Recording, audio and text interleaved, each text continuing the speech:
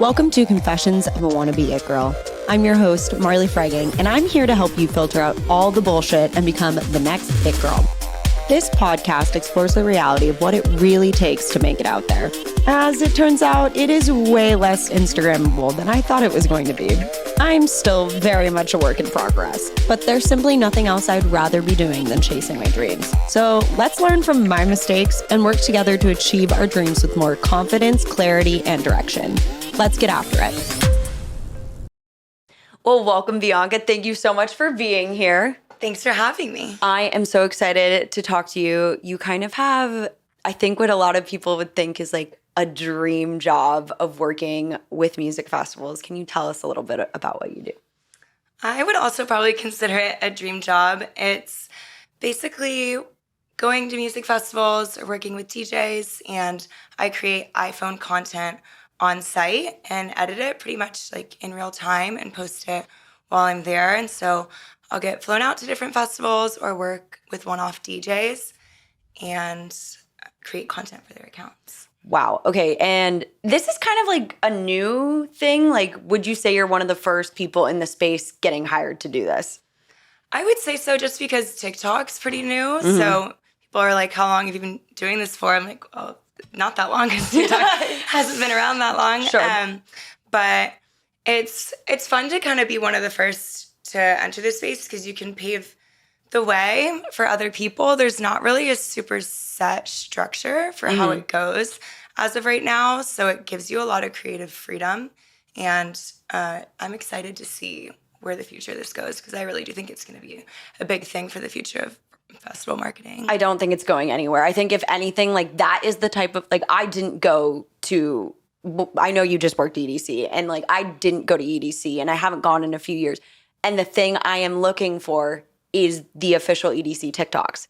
And that is what makes people feel like at home, A, what is this experience actually like? And B, like, see it from the perspective they want to be having. So yeah, I don't think it's going anywhere. Totally. I think that's what's so special about TikTok in particular for festivals, because you can really get an idea of what it's like to be there. A lot of this super produced media done with like really big cameras and everything, and like it looks really visually appealing. The trailers are gorgeous and they're fun. They're great for like real commercial use, and like I have so much respect for all those people that make those, but it's just a totally different medium to be able to see. Like, I want to know what it's actually like to go to EDC, like from the eyes of a attendee. Right.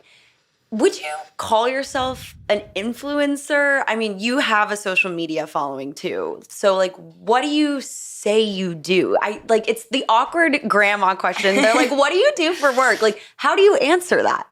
I normally go with TikTok girly. I love that. It's an official title. I do have a bit of a following. I used to be an influencer for my own account, and so I always joke that I'm a retired influencer. I love that. But there's really no like official title for it. A lot of people call it TikTok specialist or content creator. It's kind of just up to your discretion. I don't really take offense to anything anyone calls it. I love that. Yeah, because I think obviously that influencers sometimes gets like a bad rap. And like we talk about a lot how that's like not really a fair thing to say, you know? And so people are always like content creator or whatnot, but like really you're just creating medium to celebrate this festival. Yeah, totally. So can you kind of walk us through what it's like getting hired to work for these festivals? Like start from like getting hired all the way from like wrapping up the last paperwork. What is this whole process? Yeah, sure. So normally you have a contact at one of these companies that throws festivals, which is how you'll get the initial outreach. And so they'll email and ask if you're available for certain dates. And then if you confirm, you'll get like the day rate, the travel days, and you'll sign a contract to agree for all the payment terms. And for the work I do, for the most part, there's not really specific content deliverables. Love.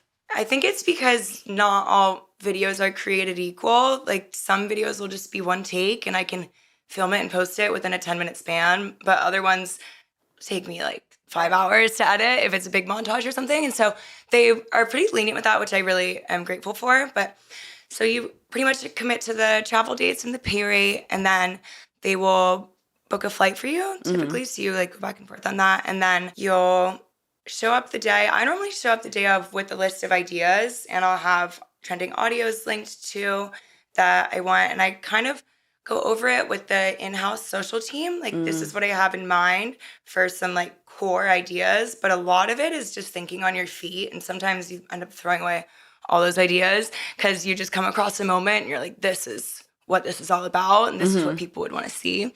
So it's just about thinking on your feet, really. But yeah, then as I'm creating content at the festival, I have a team that I'll be running it by for approval.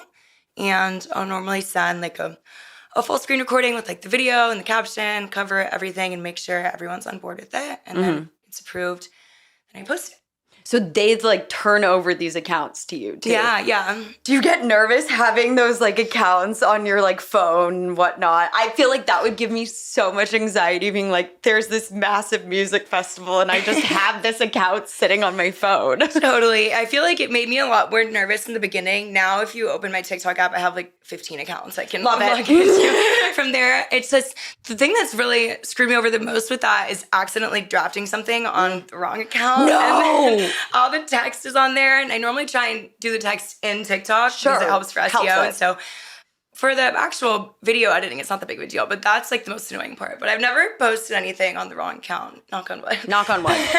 Love that. What you do when it is in the wrong account? You've edited it. Do you just re-edit it again in the right account, or do you private it and then save it or something? What I've done is I'll screen record it with the text so I know what the text was and where the timing was. And then I'll delete all the text and screen record it again, because then you can still at least use that clip and you can put it in another app. You just like doing the text is like tedious sometimes. But I've gotten better about that. Thankfully, it's been a while since this happened to me. Love that. Yeah, that's things just happen and you're like kind of doing it as you go. So like that makes a lot of sense. Like getting these jobs, I mean, it seems like you have a lot of contacts for this, but like, do you pitch yourself to these music festivals being like, hey, this is what I do? Or do you see maybe that being something people can do in the future? I think a lot of this job is network-based. I feel like it's typically word of mouth. That's how I've gotten, I think, every role I've had so far. But it's also like sometimes it's word of mouth just from me doing a good job at another show and someone I meet there. So it's never been like out of the blue. I have no clue who I'm reaching out to.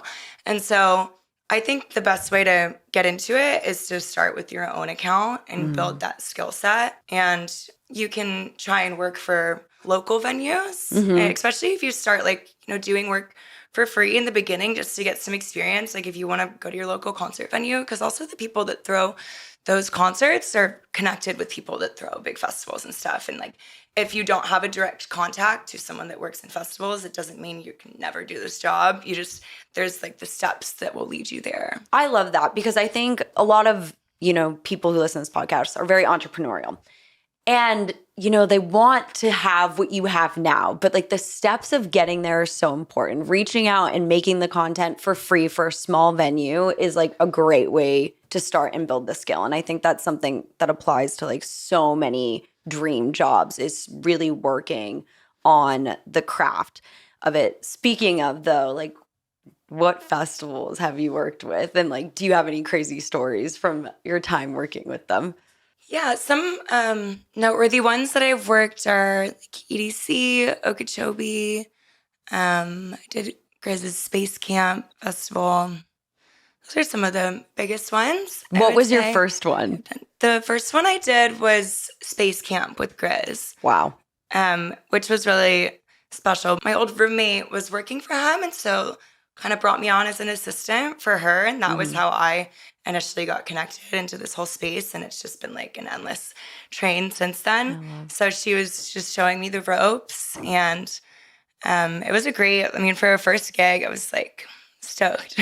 We definitely need to talk about your networking skills, because I think you are very maximizing the people you meet in like a very friend way, which is really special, because I think we hear the word networking all the time and people are like, it kind of gives a little bit of like a cringe clout chasing vibe. So when people do it and are genuinely friends with them, but then are getting work, I'm always curious how they're tapping into it. Like, how has that been for you? What has attributed your success with that?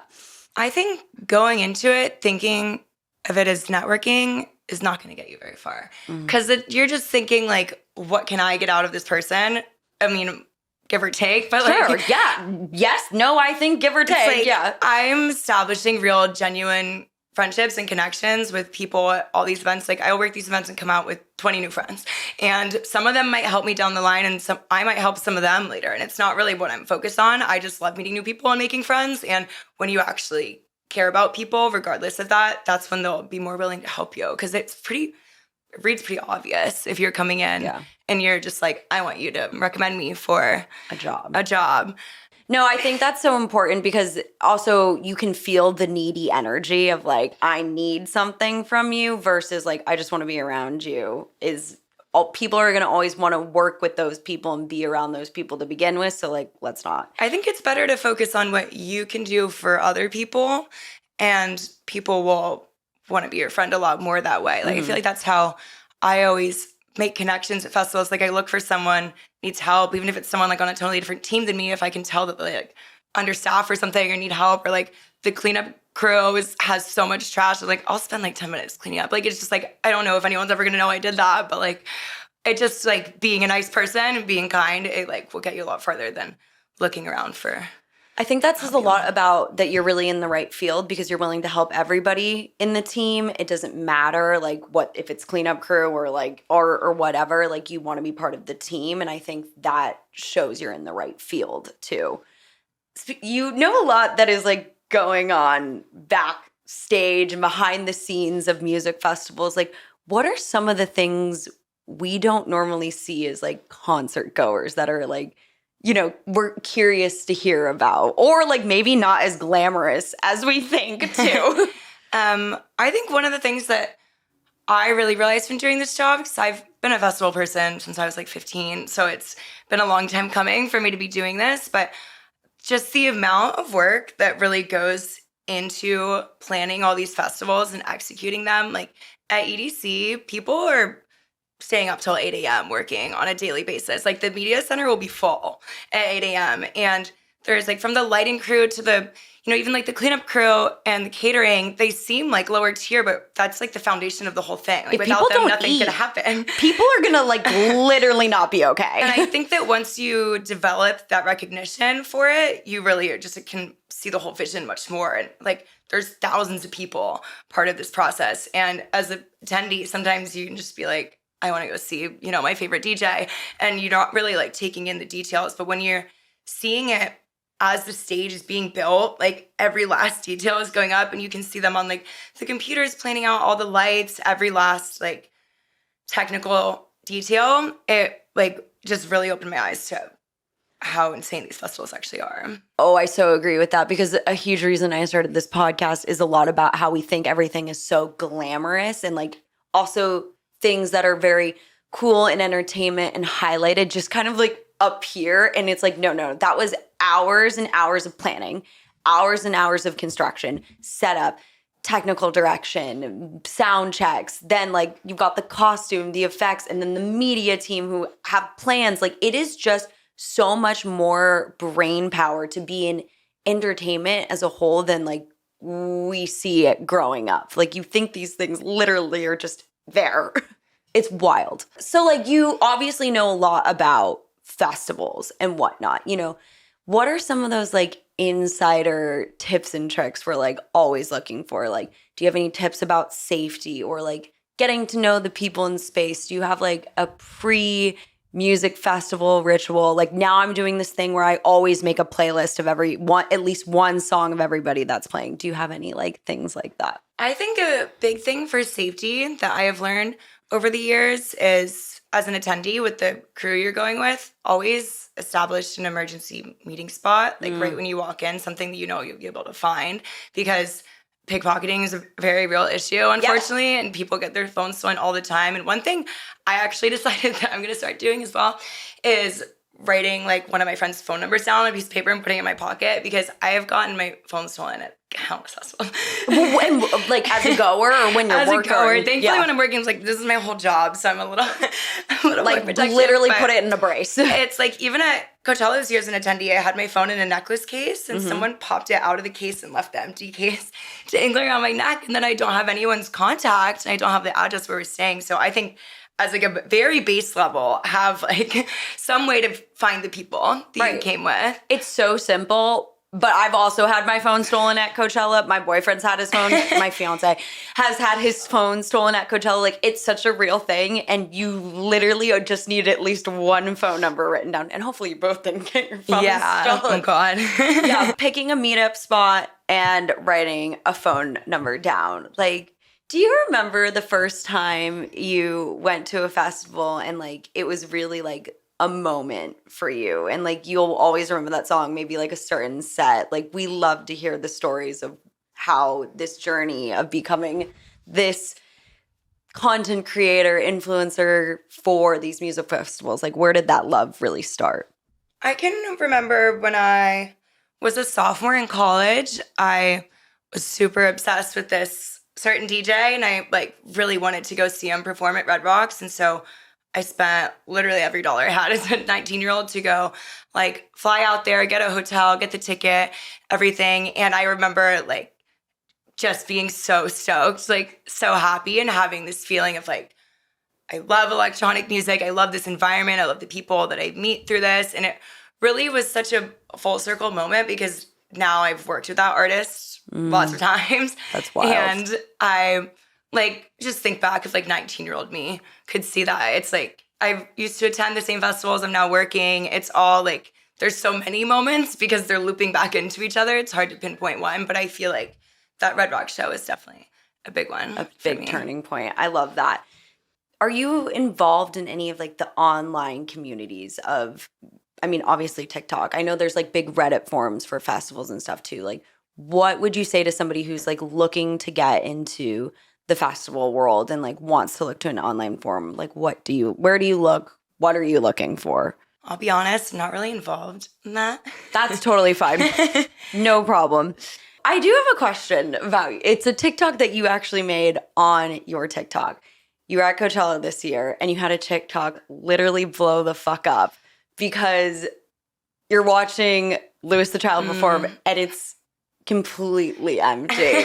Can you tell us about like that experience and like how that has shaped what you want to bring to the content you create for music festivals? Yeah, that was going to Coachella as an attendee was really fun because it was after I'd already gotten started in this, but I hadn't really like been trying to use my own TikTok that much. And I was like, I think I know how to do this. Like, I wonder if I can like do it in a personal way too. Cause I obviously like all the festivals, it's some level of an ad, but on my own account, I'm like, doesn't need to be an ad. And so I just went into Coachella with a whole different mindset. And you were just going as an attendee. I was going in as an attendee and I was like, I just want to like practice this skill that I really enjoy anyways and see what I can get. And I ended up going to a Celsius pre-party before Coachella. And so it was invite only, which is I think what was a lot of the confusion around that TikTok is it wasn't actually inside Right, Coachella. That's not actually Coachella. It's so confusing that we think those parties, and I did until I went, you think they're like at the ground, and they're like not.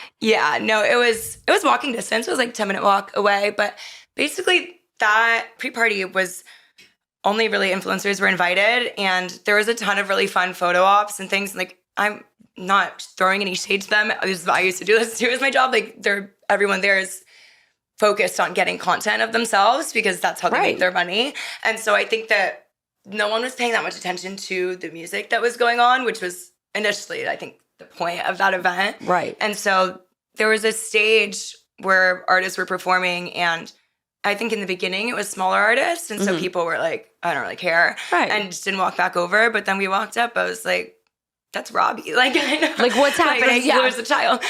We looked around. It's like, there's no one here. Like, I've seen Louis the Child so many times. It's always been tons and tons of people, like Grace fans. Like, hugely popular. I wouldn't normally post that for a festival that I was working for, but for my own account, I'm like, this is crazy. This is happening. And so I posted it, and I ended up having like news articles written about that TikTok, all this stuff. It really was like, What? People were so upset, but people thought it was at Coachella, I think, what was going on with it. But the space around music festivals and content, it's like either so aligned or that's happening. Like there are literally people like you who get to go and their job is to make content for those pages. And then there's people going and making their own content. And then there's like also music going sometimes. And it's like, what do we do? It's really, really wild. Do you remember going back, like what was the moment you kind of were like, I'm going to move away from being an influencer yourself and like start doing this influencing job, like as a job? Like you had that first gig and then you were like, I want to keep doing this.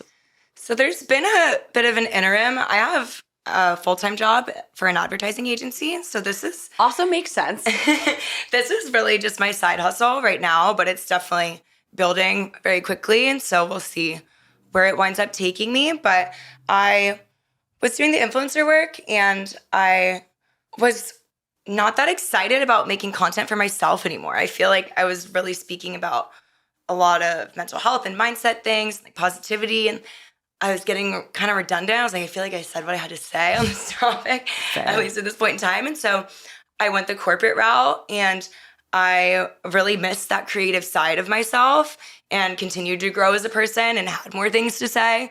And so my roommate was doing a ton of these gigs and really was the first one in the space to do this job. And so she was like, I'm getting requested for so many things that I can't be in that many places at once. No, yeah. She's like, they keep asking me, when am I going to clone myself? She's like, do you want to be my clone, basically? And so she like brought me on as her assistant and trained me. And I didn't realize it was going to be more than a one-time thing, honestly. But I got such a high from doing it and found so much joy in it. And really just realized that this has been such a long time coming with the way my career has progressed, like doing the influencer work and being a festival person for so long, and then studying marketing, working for an advertising agency. It's like all just building on top of each other.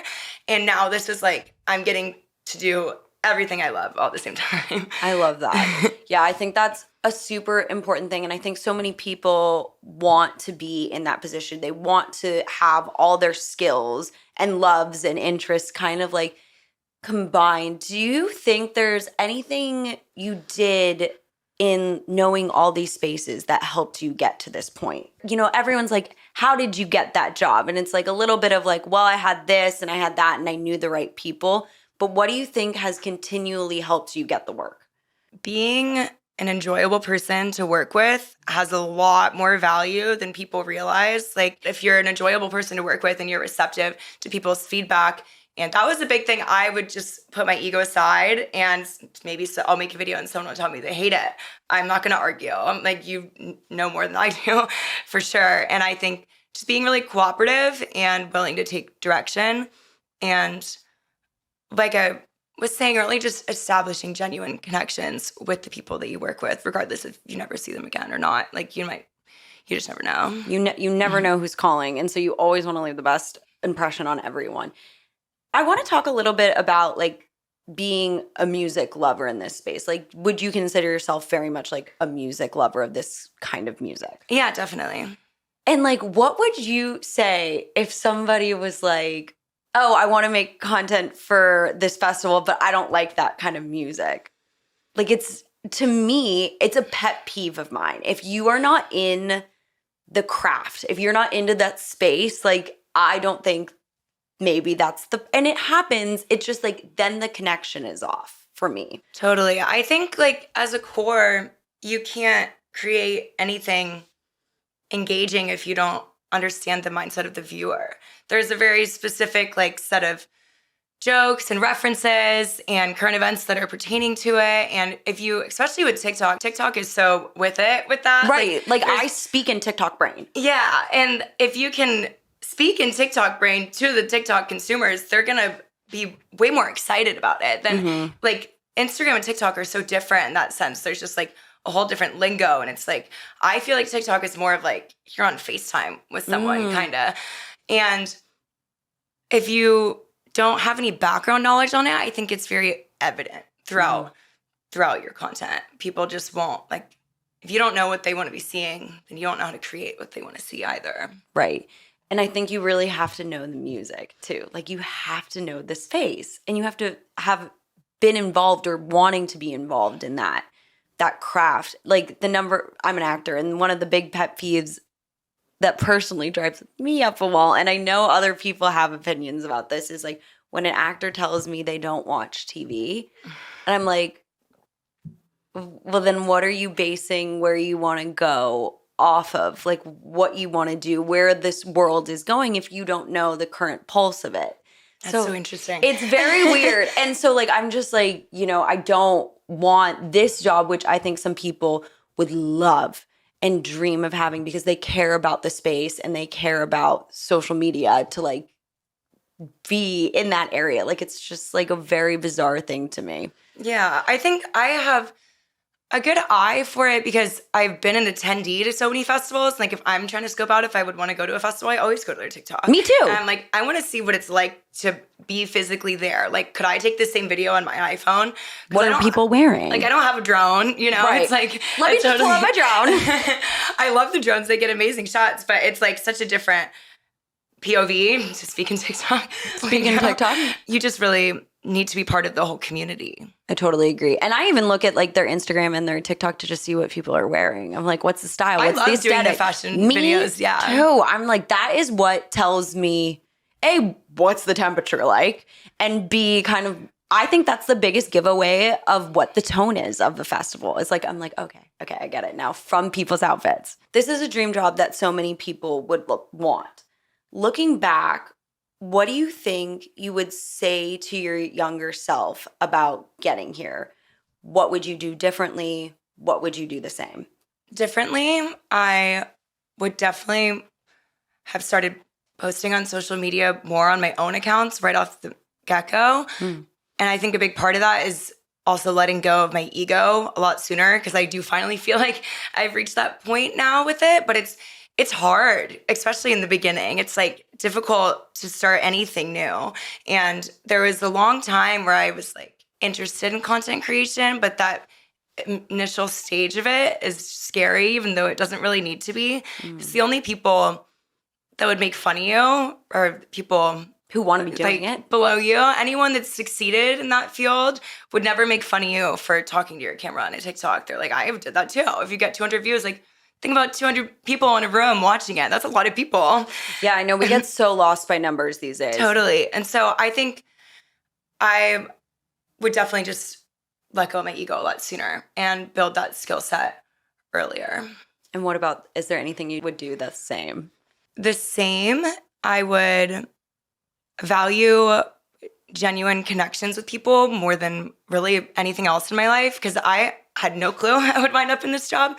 And the people that I met that initially brought me into it, I didn't meet thinking I was going to get this out of it. I just like had genuine friendships with them, and stay in touch with people, hone into myself a lot, and trust my own abilities, because I always knew that I had something more coming. And I think not losing faith in myself, even though I was so confused at so many points what I wanted to do, I just like felt that it was all a journey building upon itself. One of your TikToks, you talk about how like you were there with all your friends, and you're like a few years ago, you were all working, or you were all attending, and now you're all working. Was that like a surreal moment? That was definitely a big moment. Yeah. At EDC, I was working. One of my friends was DJing, and my other friend works on artist management for one of the DJs that was performing there. And so we all three got to like hang out after hours, and like we all went to college together. Like we were the ones that spent every dollar we had going to festivals throughout all of college. And now we're all there working, like living the dream together. It's very surreal. It's awesome. I like have chills talking about it. No, it's really special, because, you never know when everything is going to click. And we talk about that a lot, is, you're filtering out the bullshit to get to where you want to be. And like, you just, at some point, just gotta like keep doing the things you love, not worry about the paycheck or whatnot. And you're gonna maybe get there. And like, the people that you also really love and love what they are doing, they're going to get there too. It's this cheesy quote that was said at the Academy Awards. It's like, if you want to go quickly, go alone. And if you want to go far, go together. And I just feel like that, from what I've heard you say today, is like so true of you and your community. And I love that. Totally. I think that there's so much backlash to like, you know, going to a ton of festivals and raves all the time. People would like say, all you guys do is party, all this stuff. And it's like easy to say that when we're 17. There's not really a ton of other options. But I'm like, this is so much more than just partying for the people that are in it. Like, this is a real community. And like, lots of people will be sober. It doesn't have to be about like getting super fucked up. And I think like now seeing that like we were right about that, it's like, no, this is a real passion. This is more than just like partying on the weekends. Right. And now like we all took it different directions. Like there's a lot of different opportunities in music. And I think it can go to show with a lot of different industries like that. Yeah, I totally agree. Would you consider this like freelance entrepreneurial work? Yeah. Okay, so if you went to a festival and you didn't know it was going to be the last time you ever got to do this experience, what's the one thing you would make sure to experience, see, or do? That I haven't already done?